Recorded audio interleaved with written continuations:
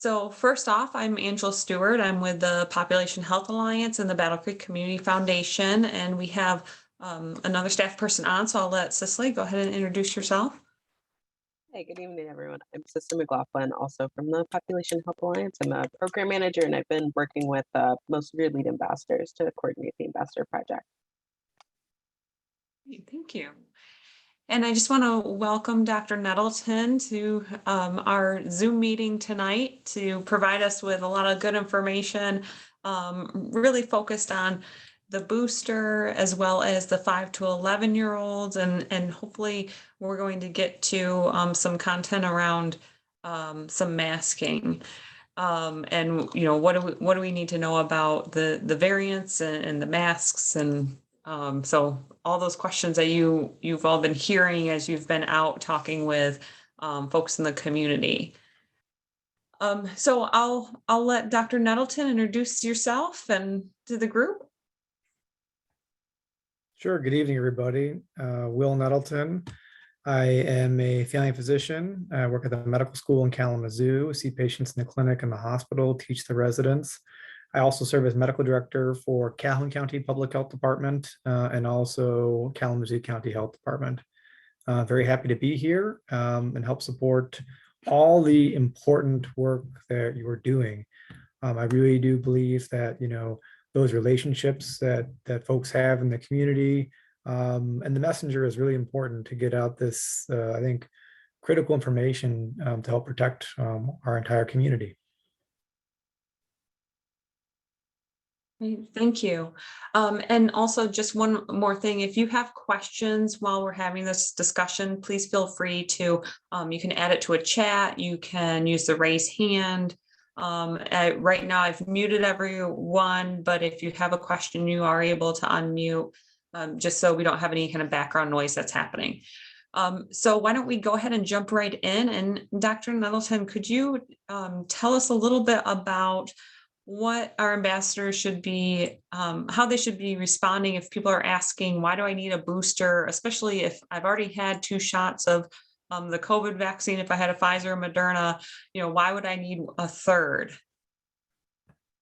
Yeah, great question. We've learned a lot more about COVID-19. The situation has changed with Omicron, and we have more information now about vaccine waning and vaccine-related immunity overall. So why get a booster shot? So first, it's often good to know your audience.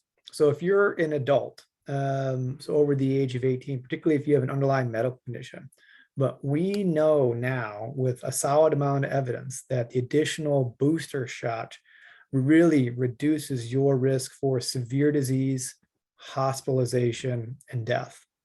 And that's on both local and also national data. So our local hospitals report that, and this is Bronson specific data, that 99% of the people who are hospitalized for COVID-19 right now in the hospital do not have their booster shot. So that's an important part of information. On a national level, we see that as well, that reduced emergency department and hospitalizations up into the 90 percentile for folks who get their booster shot. So that's important. The second is the Omicron variant. It is much more infectious than the previous variants that we all know about. You've heard about that in the news. And so people have been getting infected more often, including those who have been received, 2 doses of the mRNA vaccine, the Pfizer and Moderna, or the 1 dose of the Johnson & Johnson vaccine. We know that the booster shot gives that added level of protection and further reduces risk significantly from getting then symptomatic infection. So when we think about coronavirus infection, it can be, it's that spectrum of disease, right? No symptoms, mild symptoms, severe symptoms, hospitalization, on oxygen, in the intensive care unit, on a ventilator. That's kind of the spectrum of disease, right? And so it's good to think about reducing the severe disease, but also good to communicate for those who are maybe less at risk for severe disease, but it still reduces your risk of symptomatic infection. So I hope that helps on that question about boosters. Yeah, I think so. And one thing that you kind of touched on, but I think we keep hearing a lot is, can I still get COVID if I've had a booster? And so so what I heard was is that you can still get it, but you're going to have less severe symptoms with a booster shot. Yes. And so that's kind of, hasn't that been really difficult to communicate? I think, at first it was, when we were in the time of the alpha variant, which is the very beginning, and then, the beta and then the delta, we was really high emphasis on how effective the vaccine was at both preventing infection, but also severe disease. But we've learned more that over time that effectiveness wanes for infection, and then Omicron has just really changed the variable. So yes, it is possible to still get infected with the booster. And that's what's critical information, though, is that it reduces that disease severity. People forget in the hospital, there is different levels. There is the general medical floor. There's the general medical floor on oxygen. There's a general medical floor on respiratory support. And then there's the intensive care unit. And then there's the intensive care unit on a ventilator. So even within the hospital, there's that spectrum of care. And it's important to acknowledge that the booster helps reduce the severity of even that severity of disease. Thank you. And so we've been saying booster, we've been saying third shot. Is there a difference between the two, and what is that difference? Yeah, really confusing, right? And so the CDC has been using terms in terms of being up to date now to help. I don't know if it helps or not, but I just put the information in the chat about what qualifies as being up to date on your vaccination. And it depends upon your age, your medical conditions, and also what type of vaccine you got. So you can just, it might just actually be helpful for me just to share my screen and just to show what that looks like for everybody. So I want to put that up there. So sharing my screen now. Move this over. So we think about Pfizer and Moderna being 2-dose vaccines, right? And Johnson & Johnson, the primary series being 1. But really, we really want people to have that third dose for Pfizer and Moderna 5 months after their primary series. And this is really for over the ages of 12 for Pfizer and 18 for Moderna. And then Johnson & Johnson, you should get a second dose. If you get a second dose of Johnson & Johnson, it should be 2 months after your first dose. But we do recommend that folks who had their Johnson & Johnson vaccine, that you actually get the Pfizer or the Moderna as your second dose vaccine at least 2 months after your first dose of Johnson & Johnson. So confusing the spell out out loud. So this is an easy way, an easy graph, I think, to help do that. People with lowered immune systems are a bit different. Since their immune system doesn't respond to vaccines as well. Essentially, you can consider their primary series as being 3 shots with Pfizer or the Moderna, because they need that extra kick 28 days after their second dose for their third additional dose. And then they're actually eligible for a booster 5 months after that third dose. So for that group, it's actually 4 because they have such a decreased immune system. And what I mean by that, these are folks who are on anti-cancer drugs. These are folks who have blood cancers. These are folks who have uncontrolled HIV. That's the category that I'm talking about there. But in general, this is a helpful way to talk about being up to date on your vaccines. Great, thank you. So you've talked a little bit about the different brands of vaccines. Is there any benefit, or what should we be telling people if they're hearing, well, I had Pfizer first, so I need to get Moderna for my booster, or I need to keep it the same? Because it seems like there's some questions around, should I be mixing them, or should I be staying all with one brand? Yeah, for your booster, if you are over the age of 18, you can receive either the Pfizer or the Moderna. So it is recommended that there is a preference now for either to use the Pfizer or the Moderna for your booster dose, and you can switch between. It is not preferred to use the Johnson & Johnson vaccine as the booster dose. You still can, it's just not the preferred. Now, if you're between the ages of 12 and 17, then the only option for your booster is the Pfizer vaccine.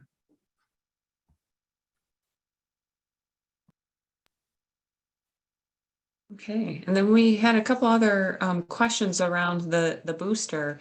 What should we be telling people about what they can expect in the future? Are we going to see more boosters as we go down the road? Is there going to be a kind of a fourth dose type of booster? What does that look like for the future? Right now, we don't have evidence from other countries and from the United States requiring a fourth dose at this time. I would anticipate, though, that anytime there is a new variant, it changes the ball game, right? And that's what makes this so challenging. It's actually why it's so important to vaccinate the rest of the world, is to help prevent emergence of future variants. So I know for right now, for example, Pfizer is doing a clinical trial that is specific for the Omicron variant with a new vaccine. And you should anticipate seeing, new vaccines that continue to emerge as time goes on. Now, whether there requires to be a booster or not, another booster or not, is yet to be seen. But I would anticipate, in the years to come, that we're going to have updated different types of COVID-19 vaccines that will be become more of a part of a routine vaccination schedule. But right now, no update, no data to support a fourth dose unless you're immunocompromised. Great. So one more question about the booster. So there's been some folks that have heard that people with more fat on their bodies may need a longer needle to ensure that they receive the full dose of the vaccine.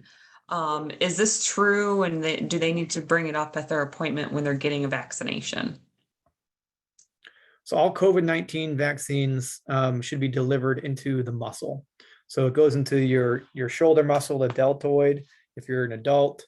It can also go into your leg muscle as well if you're an adult. If you're a younger child, it often goes into your leg muscle. So the key point is that it has to go into your muscle. So if you're a larger person that has more fat between your skin and your muscle, then yes, you do require a longer needle. But your nurse should know about this. People who give routine vaccinations, oftentimes without even letting you know, just look at you and as a nurse, as a medical provider, choose the appropriate size needle and administer the vaccine. It really is a routine part of vaccination, even when it's not a COVID-19 vaccine. Great, thank you. And I'm sorry, I guess there's one more question, and then I'll open up for the group for any follow-up questions on the boosters. But should anybody be expecting any symptoms or symptoms different from the first and second dose, or the first dose if you had Johnson & Johnson, with a booster shot? Folks can expect kind of a similar symptoms that they may have had previously with their prior vaccine series. So for example, that may be, sore arm, headache, chills, mild fever, feeling run down. Those are all common to have, expected to have after COVID-19 vaccine. It's really your body's way of saying, hey, yep, I recognize the vaccine. I know that that's the COVID vaccine. I'm priming the pump to protect the body if it ever was exposed to the virus.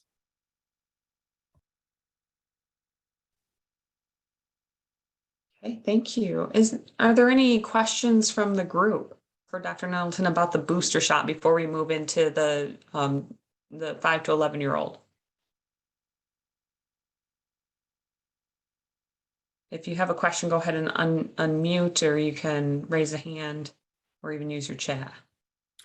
I'll just comment as people are thinking about, as part of the updated isolation and quarantine guidance from the CDC that Michigan and Calhoun have adopted. Part of it is if you've been exposed to COVID-19, the way to avoid quarantine is to be up to date on all your COVID-19 vaccines, meaning if you are eligible for your booster, that allows you, you don't need a quarantine if you've been exposed to somebody with COVID-19. So that's an important point to note. Excuse me. Hi, my name is Marquetta Frost. And so that has been a question of mine, is why does the CDC change the amount of days that you need to quarantine? And you just said that if I am exposed to someone that has it and I'm fully vaccinated and boosted, that I do not have to quarantine, but I can still get it, right? There's two different questions. Yeah, two questions. Why all these changes, and why are folks so bad at communicating? We feel that way too in local public health. And so I think the challenge throughout the entire pandemic has been, hey, when the situation changes, okay, we have data that supports that we need to go in one direction. And there are sometimes when we don't have data, when we have to make a public health policy change based on experience and expertise. And that has happened many times throughout the pandemic. Then there is the challenge of, okay, how do we communicate this? And then how do we bring along the stakeholders to ensure that there is effective understanding and not confusion? Oftentimes it's that latter point where there has been challenge throughout the entire pandemic. And I think that was the challenge when the CDC again made changes to isolation and quarantine. The CDC recognized with such a highly infectious variant, how are we going to keep basic society functions working, healthcare, school, et cetera, and how do we minimize risk at the same time? And so I think that was the impetus for the change. And where I think things fell through the cracks were on then the effective communication and the stakeholders as a part of that communication. To your question about exposure. And so just as a basic principles, this is often helpful to share in the community too. So the word quarantine is used to remove those who have been exposed from the disease from others to help, if they were to become sick, not get others sick. That's different than isolation, than someone who we know is infected, and we separate that person from others to prevent the spread of disease. So quarantine is for those who are exposed, isolation is for those who are infected. So those are important things. So just because someone is exposed does not mean that they will become sick. So there is a time period which goes by, which the virus has to take some time within your body to create infection. And that's what quarantine is supposed to be for. So folks who are fully vaccinated and boosted, they have that protection. So if they were exposed, they are much less at risk for becoming infected. And that's the rationale for why those folks don't need to quarantine if they are exposed. Also the rationale for why those who have been infected with COVID-19 in the last 90 days also don't need to be quarantined if they are exposed. Anybody who develops symptoms, vaxxed or unvaxxed, with COVID-19 symptoms, they should get a test. I hope that helps. Okay, thank you. It looks like we have a hand raised. Is it Malath? If you could introduce yourself, that'd be great. Hi, it's Melita. So my question is, I understand it's a 5-day incubation period, correct? Technically, the incubation period is 2 to 14, but the overwhelming majority of infections happen within the first 5 days. And oftentimes before someone even has symptoms. Okay, so my question is, because I have had a lot of questions as far as the schools are concerned. You know, you have in the schools, I know in my area, in the school my son goes to, it's like when one person tests positive, the whole grade is out. Okay, but they're only saying for the quarantine time is 5 days. So my question is, why from 14 to 5 days? And is that safe for our children? So a couple different layers Because it's there. like, it's a recycling thing here. Because you take them out for 5 days, everybody is, you have that incubation period, like you said. But if they're only quarantining for 5 days and you're saying 2 to 14 days, and then they're going back into the system, and it's like it's over and over again. Now you have another grade. Now someone else is. Do you understand what I'm saying? I think so. A couple thoughts. And so different populations have different risks for severe disease, hospitalization, or death. So for example, older population, skilled nursing facilities, very different risk than, for example, primary schools. In general, COVID-19 it has less clinical severity in younger people. But we know that that is not true in some. We do know that some kids get hospitalized and some kids die from COVID-19. The risk factors for that include those who are unvaccinated, those who are obese, and those with underlying medical conditions. So first, it's just important to acknowledge that different populations have different risk and therefore have different recommendations for isolation and quarantine based on that risk. And then there are, of course, the overall balancing the risk and benefit of the disease with the social development and the importance of being in school. So that's a societal weighing of that risk and benefit. To your direct question about isolation and quarantine within the schools, different counties, including Calhoun County, work with our local school districts based on the current situations and based on our current protocols. So in general, I wouldn't recommend quarantining of an entire classroom, for example, when there is one case. But when there's a large outbreak, that oftentimes can be different because now you're disrupting operations of an entire school, and sometimes you can't do things moving forward. The period for quarantine and isolation is again based upon the new recommendations are balancing that risk. When the most infections are going to occur are going to be in those first several days after an exposure. And so it's balancing that risk and benefit. We know that someone who has COVID-19 after day 10, they are pretty much not able to spread the disease unless they have a severe underlying medical condition. And that risk really begins to fall off after day 5. And that's why masking throughout the isolation period is so important. So it's really hard to kind of, not say a lot about this topic because it can get pretty complex, but I hope that helps a little bit answer your question. Does that help? Yeah, it does. It's just, it's just like among our children now and our educators, our bus drivers, it's like, it's just spreading rapidly. Yeah. This Omicron is so infectious.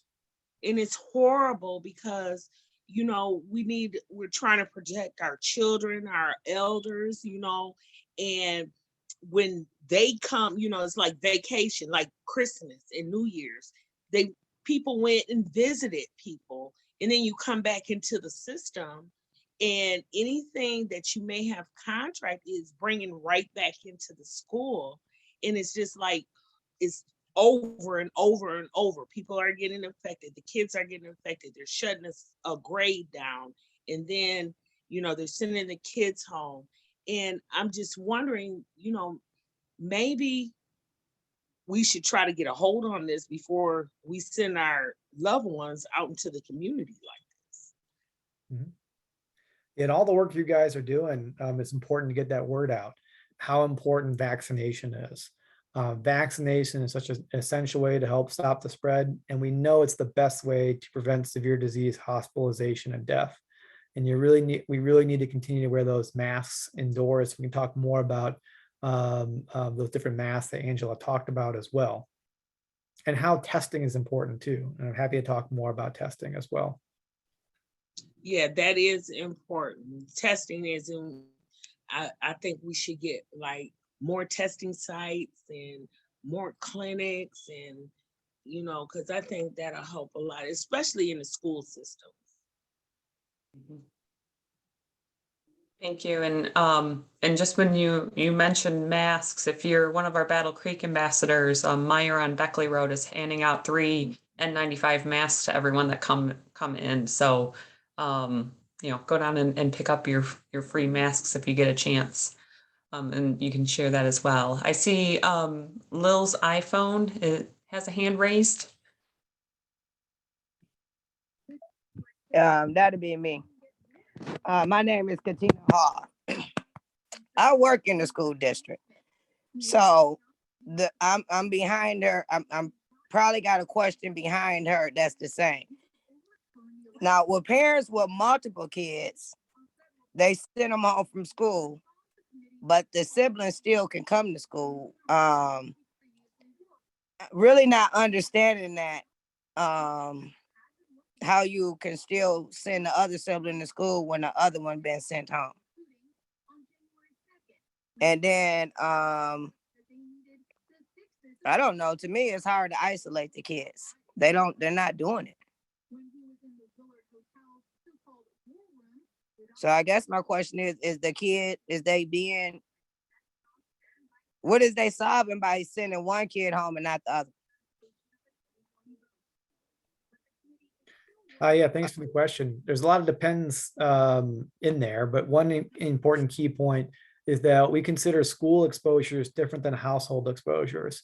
Household exposures, meaning you have someone sick at home, are one of the highest risks because, well, you're around that person all the time and you're right up next to them oftentimes without masks. So they are considered higher risk. And folks who have someone at home, technically a person's quarantine period, meaning when they start to stay at home and they're not sick yet, starts when someone else is in the household's isolation period ends. So if I have COVID and I Excuse me. No, the teacher got COVID and they send that whole classroom home. Then you still got the sibling in the other classroom that don't be sent home for quarantine. Yeah, so they may not have been exposed in school. So it really depends on where the person is exposed. If they are exposed in the same household, oftentimes that's the most difficult because there's ongoing exposure. So if I have COVID and I'm at home and I have a sister and my sister does not have COVID yet, ideally that the sister should only begin to start quarantining after my isolation period's done. So in other words, my 5 days goes by, that's when her quarantine period should start after that 5 days if she's not yet infected. Oftentimes that sister will become infected though, and that isolation period will begin. Now, if my sister is in a different classroom and her exposure happened in that classroom, and I'm not sick and I'm in another classroom, I haven't been exposed, she's been exposed and she'll quarantine at home while I don't need to because I didn't have that exposure. Confusing. So just a clarifying question on that. So what you're saying that if the child who was in the classroom that was exposed, if they then start to develop symptoms, that's when you would then have the sibling quarantine after you've basically proven that there has been a transmission of COVID into to the child, the first child. I would have the other kid tested since they live at home together. Okay. They should quarantine because their exposure is happening at home now too. Yeah, that's how we keep taking it back and forth to the school, because it's not like you isolate it. That's how I feel like there's going back around and around in school. Because once this sibling classroom is out, then the next sibling classroom is out. You know what I'm saying? So it's just, I don't know. I just wanted to ask that question, like, because we kept asking that question. How do you tell one child to quarantine and then send the other one to school? It don't make sense.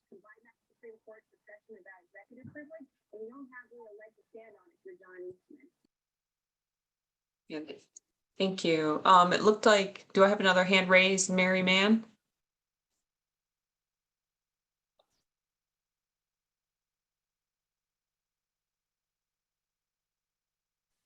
You're on mute. We can't Yeah. hear you. I'm sorry. No problem. You're good. My name is Edmund Mann, and I'm Elder Mann, and I'm a ambassador in Albion, Michigan.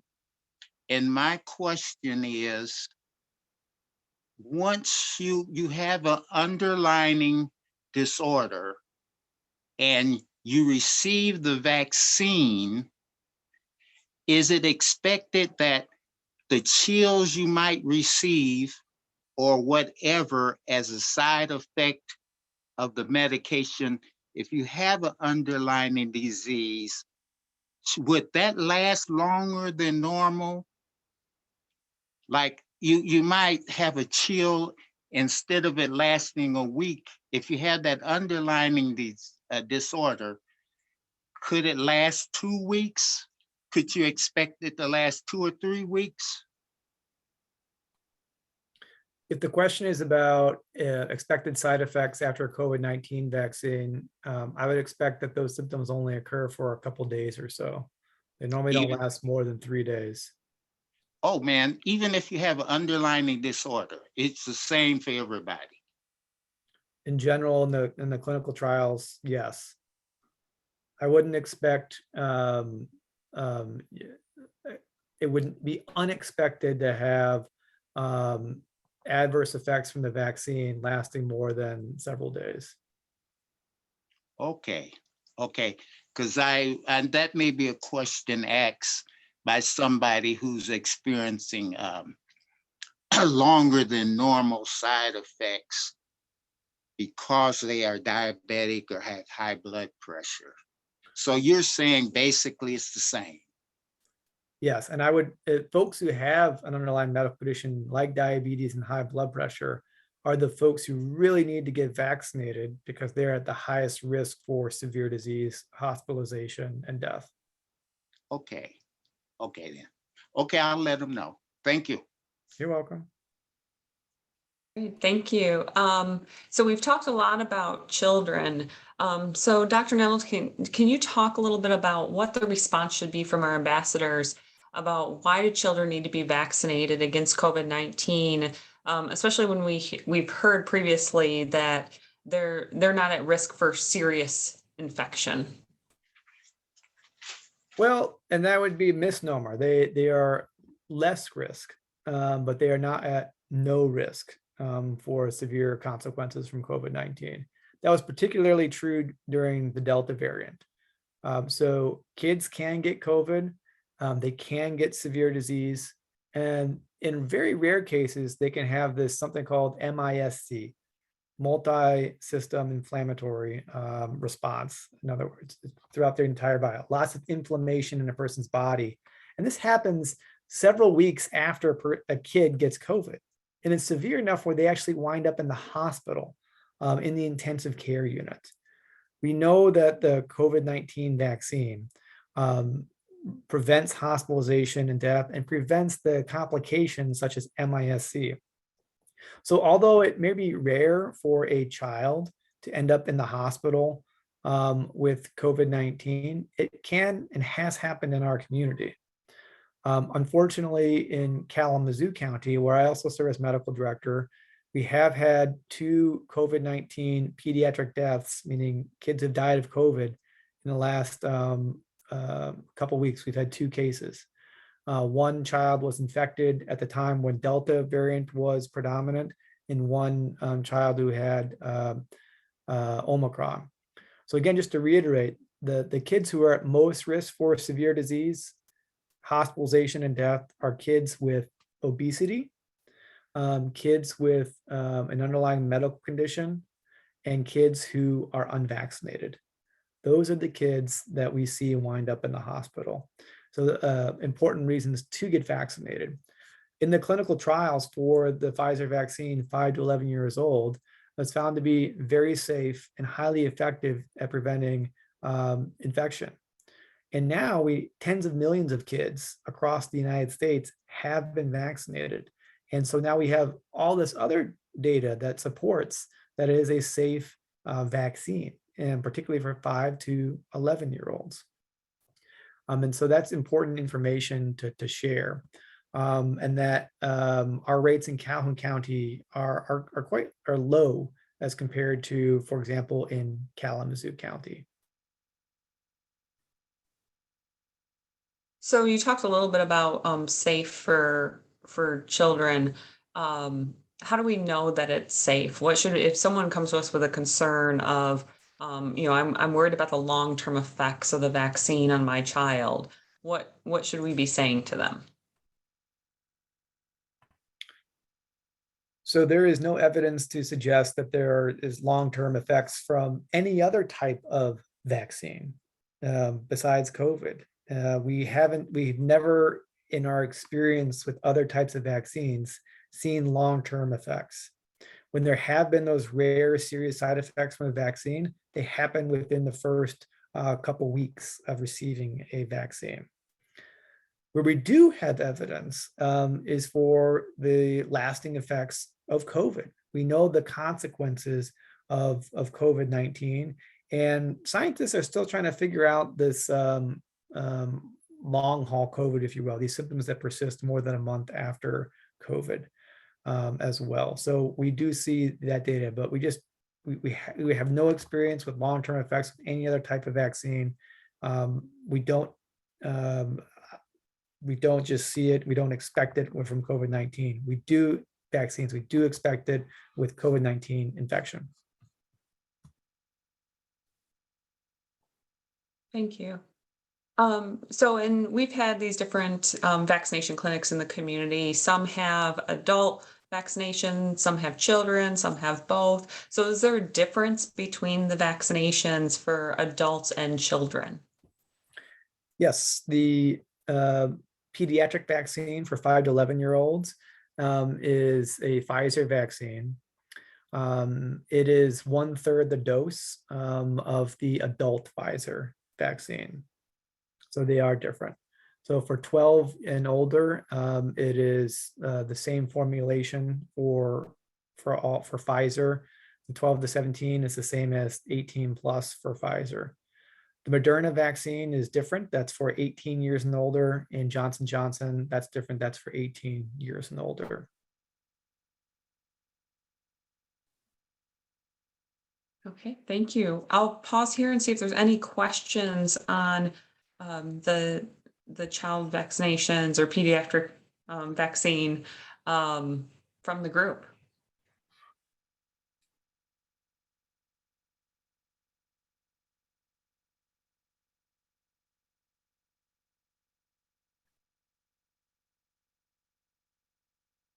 Okay.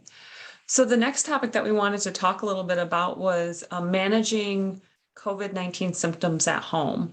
So if someone takes an at-home test and they find out that they test positive for COVID, or even have a lab test that tests positive, what should they be doing when they're at home, or what do they need to know if they're trying to manage their symptoms at home? Well, the first thing I would say is you should stay home if you have COVID-19 and a positive test. And you particularly should try to avoid anyone who's at severe risk for infection, like older folks or folks with underlying medical conditions. Protect those folks. If you have to be around another in-person's home, try to wear a mask around that immunocompromised person. And then now it's important to think about, are you at risk for severe disease? This is where talking to your doctor is really important. So for example, if you're older, if you have an underlying medical condition, if you are immunocompromised, we have several drugs that can be prescribed now to prevent the progression to severe disease. And in other words, wind up in the hospital. So we have 2 different types of pills and 1 monoclonal antibody. All these are used to keep you out of the hospital. The pills are in short supply. Paxlovid, which is made by Pfizer, has the best effectiveness to keep someone out of the hospital if they are eligible to receive it. But you got to talk with your doctor about whether you qualify. And then not many pharmacies in Southwest Michigan have it yet, just 1 in Kalamazoo. There's another drug called molnupiravir that can be used to reduce risk of winding up in the hospital. It doesn't have as much effectiveness as the Paxlovid, but it may help reduce some risk. Both of these pills have to be used within the first 5 days of symptoms. So that's why it's important to get that test and talk with your doctor about whether you are at risk for severe disease to see if you qualify for those medicines. And the last is called Sotrovimab, which is a infusion, an IV that you get for about an hour. That's available in our community at the hospitals, but it's in very short supply. So talking with your doctor, again, is really important to see if you qualify for that. Particularly for pregnant patients who have COVID, we know are at higher risk to have stillborns and at higher risk for moms winding up in the hospital due to COVID. So, and they qualify for that IV medicine called Sotrovimab. So talking with your doctor about that, particularly if they're pregnant, is good when you have COVID. So you touched on testing a little bit. If someone has symptoms at home, what should we tell them about testing? Should we recommend that they get a test? And when should they be taking that test once they start to have some symptoms? Anytime you have symptoms of COVID-19, whether you're vaccinated or unvaccinated, you should get a COVID-19 test. There is just so much COVID right now that getting the test helps you make decisions about keeping other people safe. And like I just mentioned, it may help decisions to get you early treatment as well. If you were exposed to someone with COVID-19, meaning you're not yet infected, go ahead and get a test 5 days after that exposure as well. And then the home test, the antigen test, if it's positive and you have symptoms or you've been exposed to someone you have COVID, you've got COVID-19. It's very good at saying whether you're currently infectious. And there's also, if you have a negative test, but you really have COVID-19 symptoms and may have been exposed to someone, go ahead and take another test 24 to 48 hours later. In other words, the COVID-19 antigen tests are really good to tell you you've got COVID if it's positive. They're less good if the result is negative. And that's why we recommend a follow-up test 24 to 48 hours later.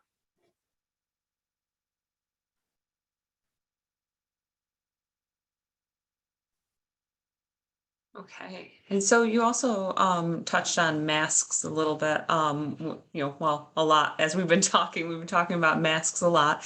And we've heard all these different things. There was even a story that came out about, why are we not mandating N95 masks if cloth masks, are not effective?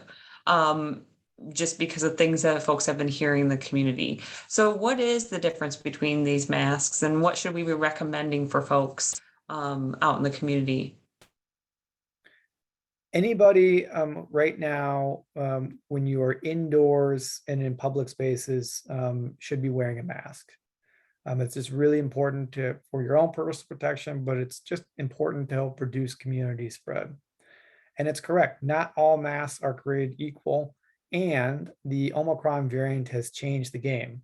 It's really, since it's so much more infectious, we need to upgrade our masking strategy, given it's much more infectious. So any mask is better than no mask.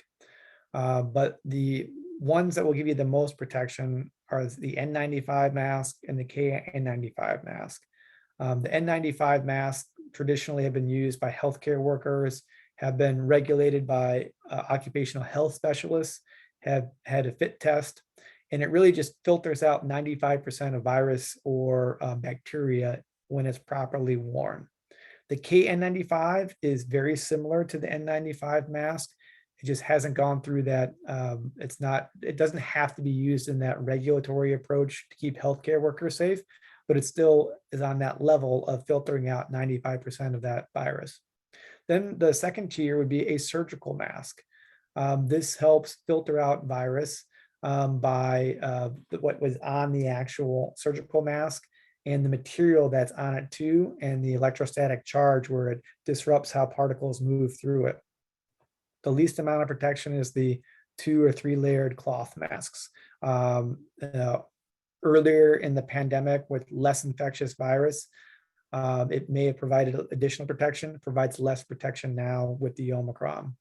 We know that the virus is airborne, meaning it can linger in the air for a little bit. So the more protection is the surgical mask and the N95 mask. It's also very important is the correct fit.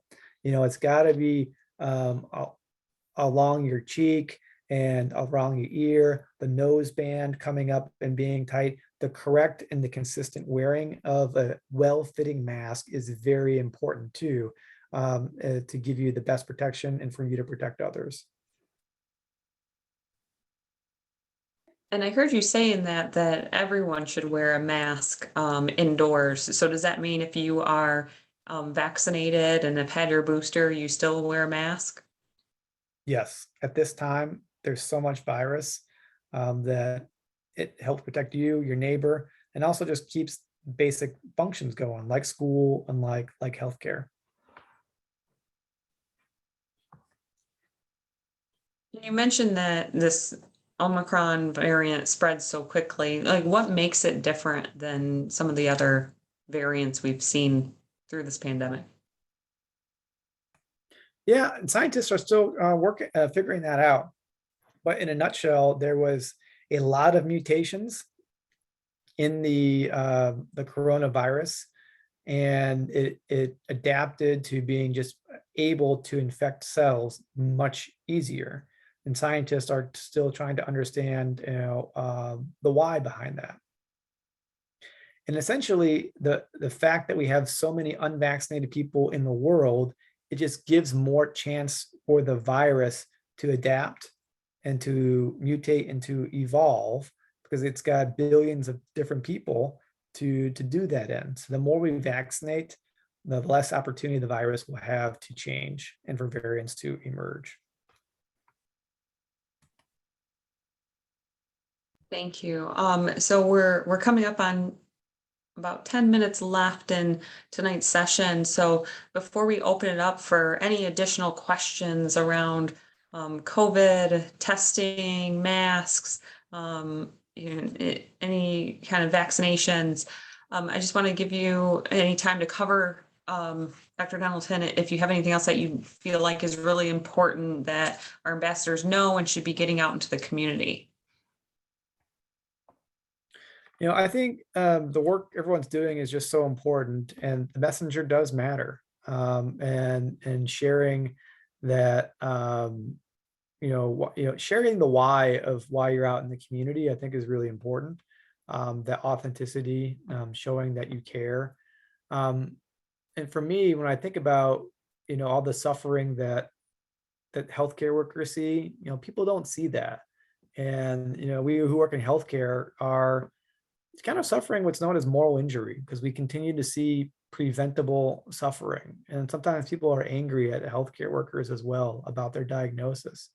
And it's just so sad that most of the time it's preventable, and that different layers of suffering could have been prevented by getting the vaccination. And it's also just such a shame that it's become politicized as well.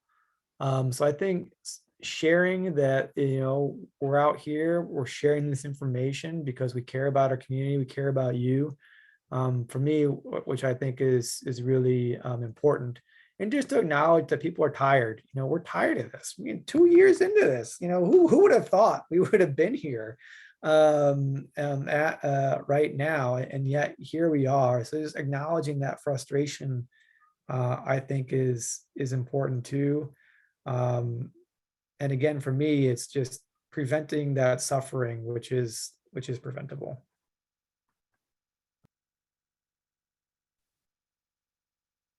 Thank you. So I want to open it up to our ambassadors and just say, Are there other questions that you've been hearing that you would like to know? This is your opportunity to unmute and just bring those questions up.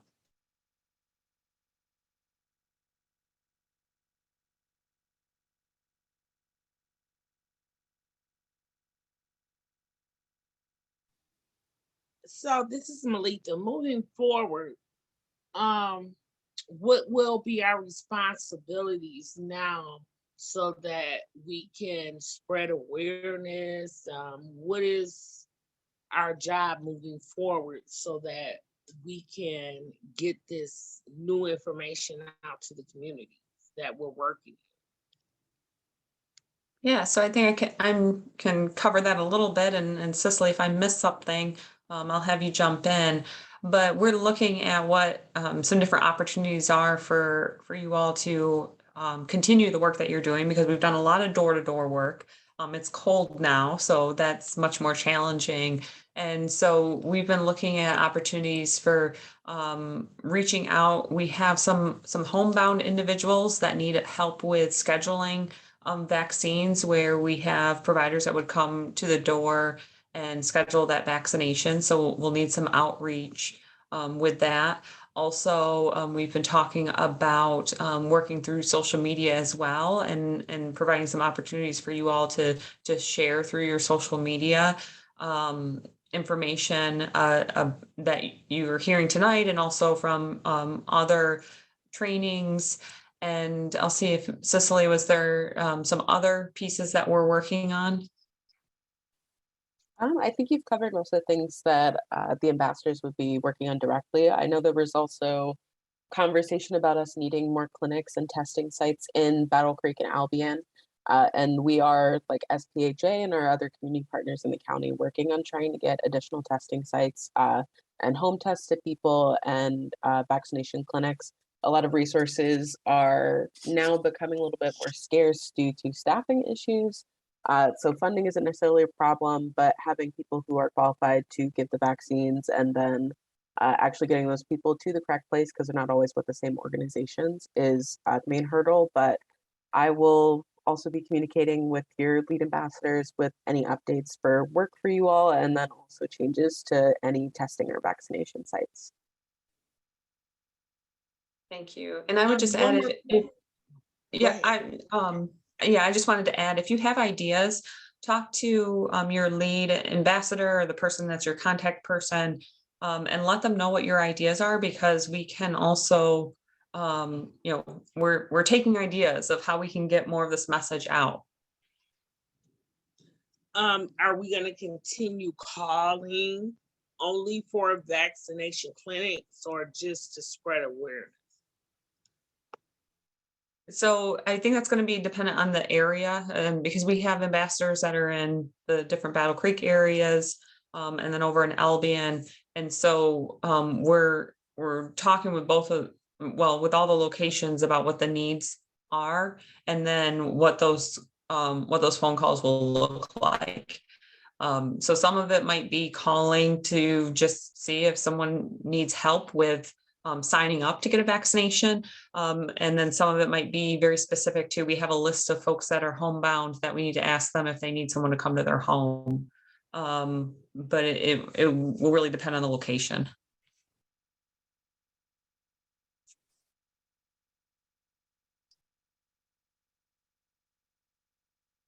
Are there other questions? I just want to say this is very informative, and I appreciate it. It helps out a lot. But yeah, this is serious. It's very important, and I try to keep myself safe and my family safe, and we just got to do better. Our communities got to do better.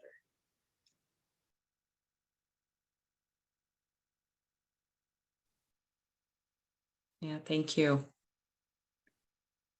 Oh, it looks like, is there Mary Mann, do you have a question? Saw a hand. You'll have to unmute again.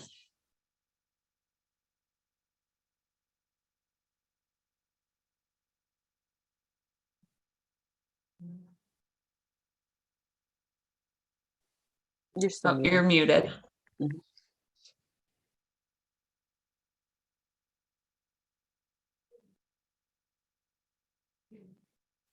No, hold on. There we go. What effects does the virus have on a person, if any, that has allergies?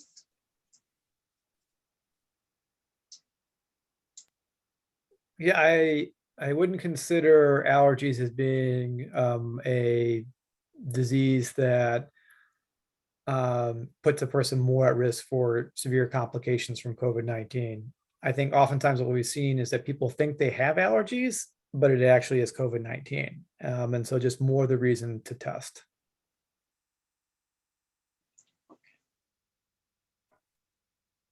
If you mean seasonal allergies. Yes. And is that Lorraine that has your hand raised?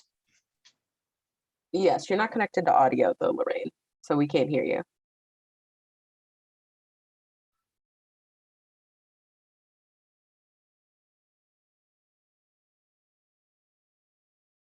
No. Okay. We're not able to hear you, Lorraine, if you're talking. It doesn't look like your audio is connected.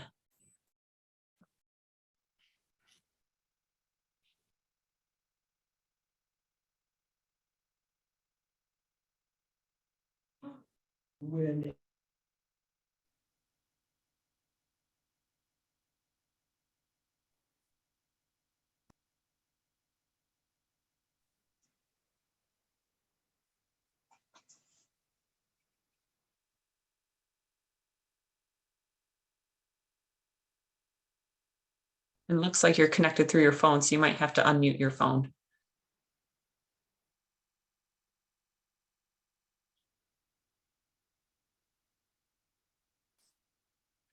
So while we see if Lorraine can get connected, are there any other questions from the group?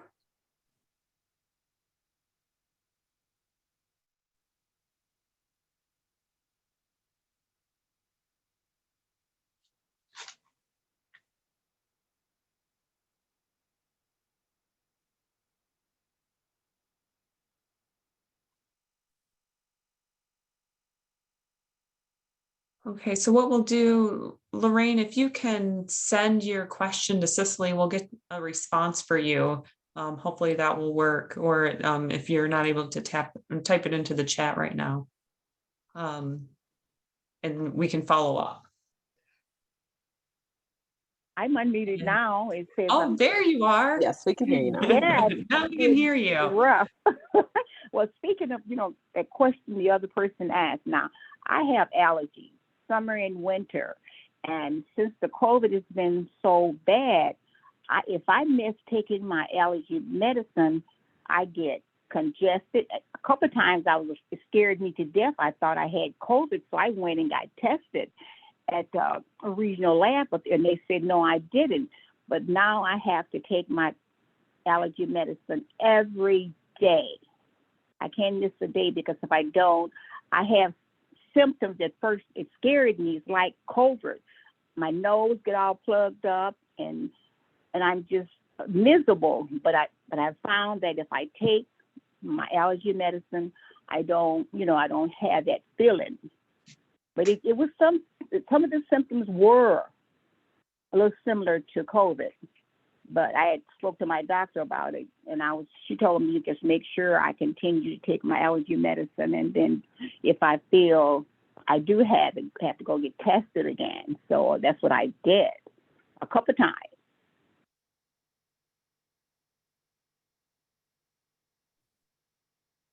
Yeah, thank you. So Dr. Nettleton, if you get a negative test, should you test again if you feel like you might have symptoms? Mm-hmm. If someone, this is an excellent question. So if someone had, for example, here's a clear case. So if you are unvaccinated, unboosted, had a known exposure, and have symptoms of COVID-19, and you get a test and it's negative with an antigen test, I would repeat that test 24 to 48 hours later and continue to isolate while you have symptoms. So if you're vaccinated, boosted, and have COVID-19 symptoms, I would still get a COVID-19 test. And if it's negative, then you can consider, again, 24 to 40 hours getting another test if it's an antigen test. But it's all about the risk, your prior risk, and your timing of that test and the type of test. The advantage of an antigen test is it tells you whether you're infectious right now. It may be less sensitive than the PCR test, but the PCR test, the disadvantage is it takes time for that test result to come back. And it also can detect virus that's been present from weeks ago, from which you may not be currently infectious. So it depends on the type of test. But if you got symptoms, had no exposure, antigen test is negative, and you're confident that you still may have COVID-19, go ahead and take another one 24 to 48 hours later. I have another question. Yeah.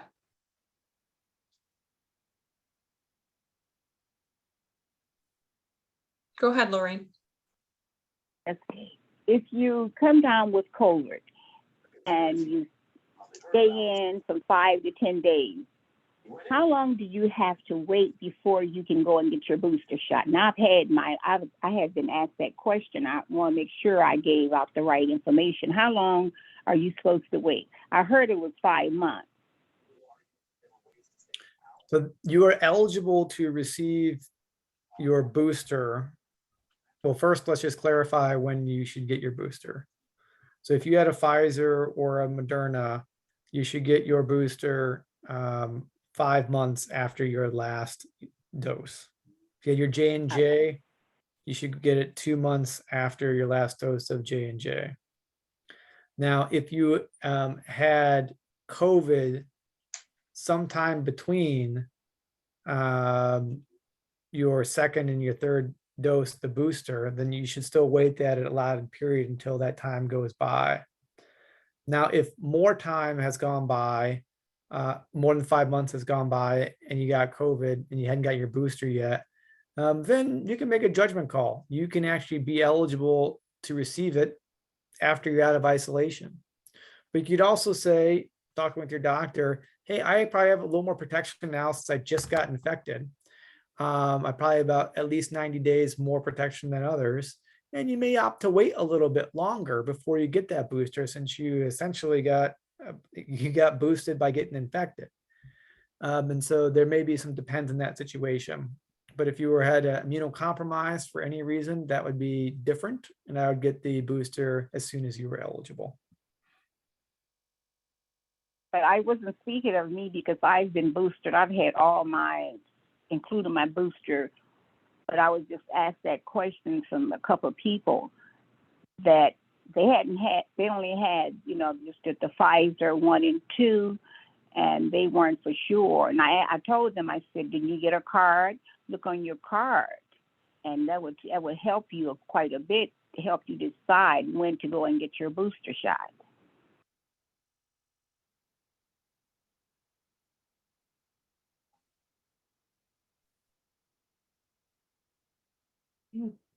Thank you. And I know we are now a little bit over time, but I appreciate everyone attending tonight. You'll see in the chat that Cicely put her email in there. So if you have additional questions, please send those questions to Cicely and we can get some responses for you.